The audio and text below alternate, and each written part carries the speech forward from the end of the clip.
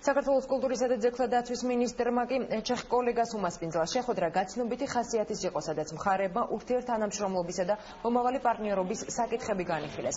გურამ ოდიშარიასთან მიღების შემდეგ ვიზიტის ფარგლებში დაგეგმილია ჩეხეთის რესპუბლიკის დელეგაციის სტუმრობა საქართველოს ეროვნული მუზეუმის ოქროს ფონდსა და ეროვნულ გალერეაში დავით კაკაბაძის ექსპოზიციაზე.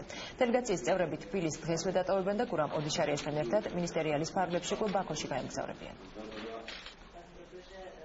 Გესტუმრა ჩეხეთის კულტურის მინისტრი, რომელიც ძალიან ცნობილი ადამიანია ჩეხეთში, ის გახდათ ერევანში, რამდენიმე საათში ჩვენ ერთად გადავფრინდებით ბაქოში, სადაც იწყება მინისტერიალი, რომელშიც მონაწილეობს 40 ქვეყნის კულტურის მინისტრი. ძალიან მნიშვნელოვანი მინისტერიალია და მე ჩამოსვლის შემდეგ გავმართავთ ასევე პრესკონფერენციას და დაწვრილებით მოგიყვებით იმ მინისტერიალზე.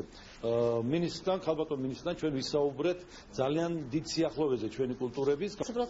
ჩვენ სხვადასხვა თემაზე ვისაუბრეთ, ვაპირებთ მჭიდრო თანამშრომლობას, ბევრი გვაქვს საერთოდ, ჩვენ ძალიან მდიდარი ხელოვნება გაქვს. პირველი, რასაც გავაკეთებთ, ეს იქნება ჩეხეთის ღირსშესანიშნაობების ამსახველი ექსპოზიცია.